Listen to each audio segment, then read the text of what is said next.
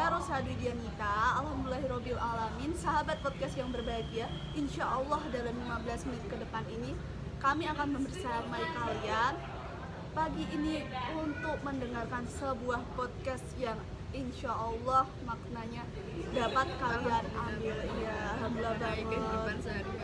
Iya, judulnya apa nih Kak Syara podcast kita kali ini? Judulnya sendiri, topik kali ini mengenai makna sholat bagi kaum muslimin nih Mbak Rosa.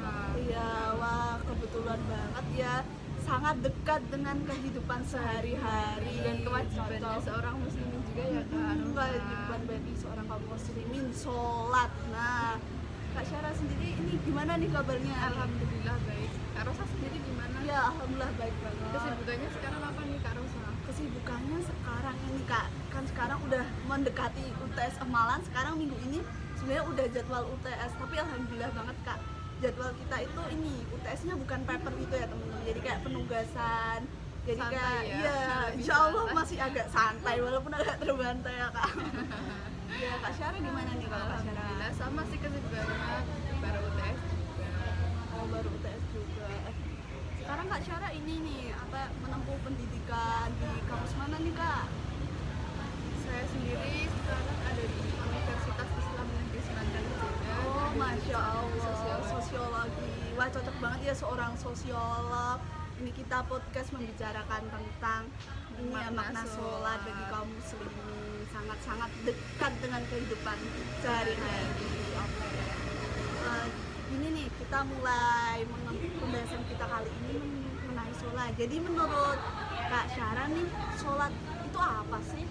Kalau menurut aku sendiri itu sholat itu ialah doa, tetapi yang dimaksud di sini ialah ibadah yang tersusun dari beberapa perkataan dan perbuatan yang dimulai dari takbir, disudahi dengan salam, dan memenuhi beberapa syarat dan yang ditentukan nih Kak Rosa. Rasulullah sendiri juga bersabda, sholat adalah tiang agama, maka siapa yang mendirikan sholat berarti ia menegakkan sendi-sendi agama, dan siapa yang meninggalkan sholat berarti ia telah meruntuhkan sendi-sendi agama. Itu Kak Rosa. Oh betul Kak Syara, aku setuju banget sama pendapatmu. Sholat itu kan pilar utama ya dalam ajaran Islam. Nah, bukan sekedar rutinitas belaka, tetapi juga sarana untuk melakukan, untuk mendekatkan diri kepada Allah. Di balik gerakan-gerakan fisiknya, sholat itu memiliki makna ya teman-teman, hikmah yang dalam dan memberikan arah spiritual dan memberdayakan diri. Kalau sholat sendiri itu kan wajib. Nah, Kak Rosa pernah nggak nih meninggalkan sholat? Waduh, topiknya agak ini ya Kak.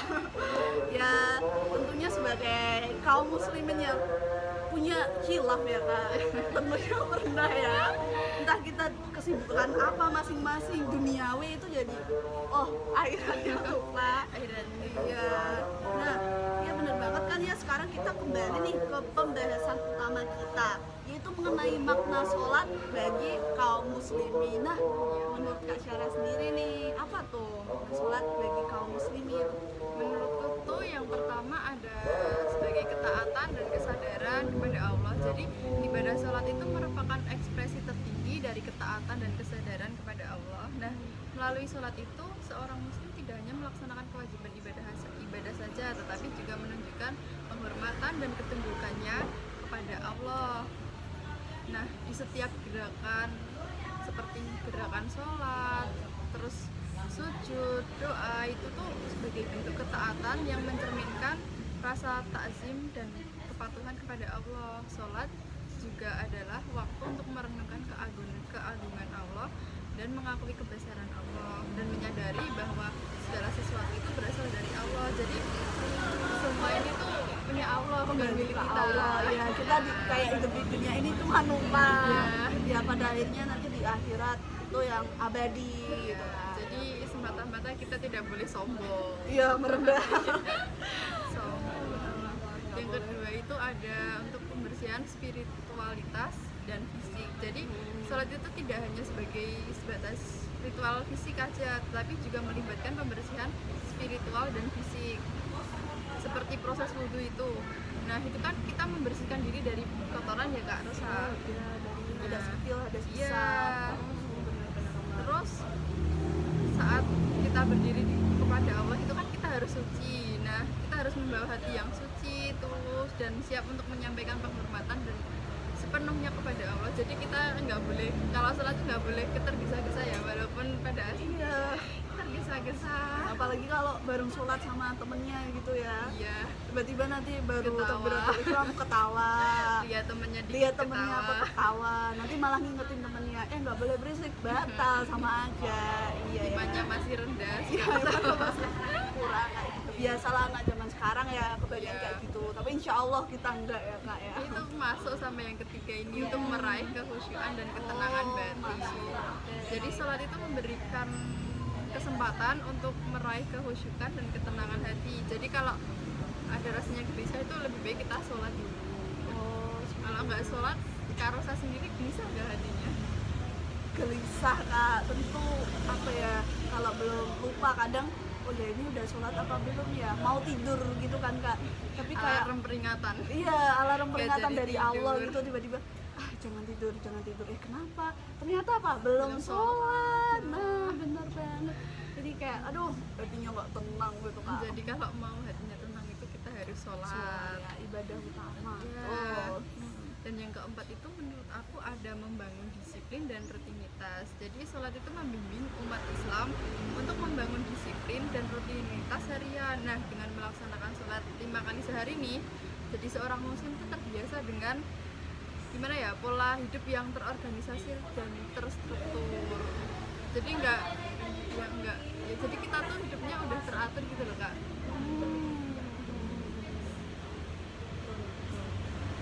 Yang terakhir nih menurut aku ada untuk hubungan vertikal dengan Allah dan horizontal dengan sesama manusia, sesama umat Islam.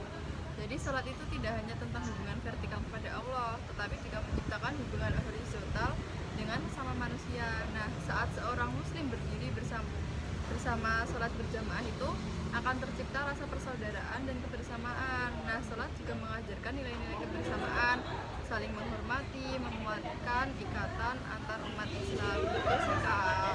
Oh, iya. Masuk banget kak pendapat kamu sama pembahasan kita hari ini nih. Kalau dari Kak Rosa sendiri ada tambahan nggak mengenai makna sholat nih bagi tentu Kak Rosa? ada nih. Nah, yang pertama nih menurut aku sholat itu adalah pemahaman dalam terhadap Al-Quran. Jadi sholat itu memberikan kesempatan untuk memahami dan merenungkan ayat-ayat Al-Quran. Jadi kalau kita habis baca sholat Al-Fatihah tuh kak, diusahain bacanya jangan cuma Allahu Akbar Sebangkul gitu ya, Kak? kalau saat iya jangan yang pendek-pendek, yang basic-basic lah kak. Kalau bisa ya hafalan kita yang panjang Al-Baqarah dari ayat berapa sampai berapa gitu kak. Sekalian kan uji hafalan juga, terus kayak memaknai juga gitu. Betul, betul, betul. Nah itu tadi kak, setiap rakaat itu melibatkan bacaan ayat suci yang tidak hanya membantu memahami pesan Allah, tapi juga membimbing dalam pengamalan ajarannya dalam kehidupan sehari-hari. Sholat itu menjadi momen refleksi atas petunjuk-petunjuknya yang terkandung dalam Al-Quran. Nah, pemahaman jadi gini kak, setiap ayat itu tuh punya arti masing-masing. Nah, jadi itu tuh setiap ayat memiliki hubungan kak, memiliki hubungan yang merupakan petunjuk-petunjuk Allah untuk kita dapat hidup di dunia ini dengan baik dan benar. Jadi kita tidak tersesat. Nah, gitu. jadi insya Allah Insya Allah hidup kita aman, lancar, Lurus gitu ya, lurus, Kak? nggak belok. Ya belok dikit nggak apa-apa kak. namanya juga hidup kan. Ya namanya itu kadang belok dikit. Nah, setelah itu menurut aku Iya. itu adalah latihan kesabaran dan ketekunan. Jadi melibatkan gerakan-gerakan yang memerlukan kesabaran dan ketekunan. Sholat itu menjadi latihan, menjadi latihan batin untuk tetap fokus dan bertahan, terutama dalam kondisi sulit, seperti saat menjalani sujud di tengah kesulitan hidup. Sholat itu mengajarkan arti sebenarnya dari sebuah kesabaran dan ketekunan dalam menghadapi ujian hidup. Jadi gerakan-gerakan sholat itu kayak sujud atau apa gitu juga ada hubungannya juga kak. Sama kehidupan gitu ya, Kak. Iya, insya Allah begitu kak. Dan selanjutnya menurut saya adalah pemusatan penuh perhatian. Nah, khusyuk tadi itu kak. Nah, khusyuk dalam sholat itu merujuk pada pemusatan penuh perhatian pada Allah. Ini melibatkan kesadaran yang mendalam, memfokuskan pikiran dan hati agar sepenuhnya terlibat dalam ibadah. Dengan mencapai khusyuk, seorang muslim itu dapat mengatasi dan merasakan kedekatan yang lebih intens. Yang selanjutnya adalah kesadaran akan waktu, Kak. Sholat itu memperkenalkan konsep waktu sebagai rahmat Allah. Melakukan sholat pada waktu-waktu tertentu itu membangun kesadaran akan perjalanan waktu dan urgensi mengisi hidup dengan Allah SWT. Kesadaran ini menciptakan kebiasaan untuk memanfaatkan waktu dengan baik, menghindari penundaan, dan menjadi lebih produktif dalam aktivitas sehari-hari. Nah itu tadi, Kak, dengar suara azan Langsung sholat. ya langsung lah, jangan dengar suara azan main HP dulu nih, aduh. Nggak boleh ya kak. Iya, tahu-tahu pas gitu maghrib ntar udah isya nggak Sholat. sholat. Yang selanjutnya itu adalah pemberdayaan diri, teman-teman. Jadi melakukan ketaatan kepada Allah dalam sholat. Seorang membangun pemberdayaan diri sholat menjadi sarana untuk mendapatkan kekuatan spiritual dan moral yang membantu menghadapi berbagai godaan dan rintangan dalam kehidupan. Dengan menempatkan Allah sebagai pusat kekuatan, seorang menjadi lebih teguh dan berdaya dalam mengarungi kehidupan sehari-hari. Ada masalah, kayak kata Kak Sona tadi, ya sholat. Sholat Tidak is bisa. solution ya kak. Jadi Iya. semua masalah kita selesaikan dengan Sholat sholat. is the best solution deh, bener banget. Oke, itu aja sih Kak kata aku. Banyak juga ya kak makna sholat. Iya, nggak kita sadari ternyata, oh iya ini. Berkaitan dengan hidup ya. Jadi banyak pelajaran juga untuk kehidupan. Ya, kak. Kak, minum dulu Kak. Ini kayaknya udah mulai nih. Udah serok-serok Kak. Kita kayaknya udah bicara berapa menit ya. Iya. Minum dulu. Minum ya teman-teman. Aduh, mudah nih kak. Aduh, alhamdulillah. Yuk. Nggak kerasa ya udah selesai aja nih topik kita Iya nih. tentang makna sholat. Sholat. Ada tambahan enggak nih dari Kak Syara? Kira-kira tadi makna yang aku sampaikan, yang Kak Syara sampaikan, terus Kak Syara kepikiran lagi nggak nih tadi? Jadi kalau menurut aku kesimpulannya yang bisa diambil dari Sudah bisa podcast kita hari ini itu pembahasannya itu mengenai sholat ya, itu hakikatnya sebagai kunci surga. Nah dalam hal ini disebutkan oleh hadis Rasulullah yang diriwayatkan oleh Muslim dari Jabir yang dikutip dari kitab Ihya Ulumuddin karya Imam Ghazali. Sholat merupakan perintah langsung dari Allah tanpa perantara malaikat kepada Nabi Muhammad ketika perjalanan Isra Mi'raj. Jadi wajib gitu ya kak sholat itu. Udah Ya. diperintah dari Allah. Udah perintah dari Allah, ya, ada hadis riwayatnya. Tinggal tunggu apa lagi? Mau menunda, udah jelas dapat dosa. Ya nauzubillah min dzalik. Semoga semua sahabat podcast, semua teman-teman semua terhindar dari kelalaian sholat, terhindar dari panasnya api neraka ya. Kayak ini nih, hari ini juga sudah mulai Panas agak ya, panas Kak, ya Jogja. Kak. Iya, insya Allah. Ini Jogja, semoga kedepannya nggak panas-panas gini banget ya Kak. Hujan di sini. Iya, diselingi hujan. Jadi kita dapat apa ya, semangat beraktivitas sehari-hari di menjadi seorang mahasiswi di Jogja, kota pelajar ini ya Kak. Iya, Masya Allah. Masya Allah sekali. Oke, terima kasih sahabat podcast sudah menemani sharing-sharing kita mengenai makna sholat bagi kaum muslimin. Semoga apa yang kita bahas tadi dapat memberikan pemahaman yang berarti bagi para sahabat. Semoga sahabat yang tadinya enggan, kayak masih lalai, masih menunda-nunda, dan masih kayak ya bertanya-tanya, ini sholat itu sebenarnya buat apa sih? Kenapa harus sholat? Semoga dengan pembahasan kita kali ini dapat menambah wawasan kalian Mengenai makna sholat bagi makna kaum sholat bagi kaum muslimin. muslimin. Yang tadinya tahu semoga makin Tahu. Bagi yang belum tahu, nah semoga ini bermanfaat ya kan. Iya, insya Allah sekali ya Kak Syara ya. Baik, kita tutup aja ya nih kak. Iya, ada kata-kata nih Kak dari Kak Syara apa ya? Oh, dari aku boleh nih. Nah, kesempurnaan hanya milik Allah. Ya. Nah, apabila ada kesalahan, datangnya dari kami. Dan sekian podcast kami.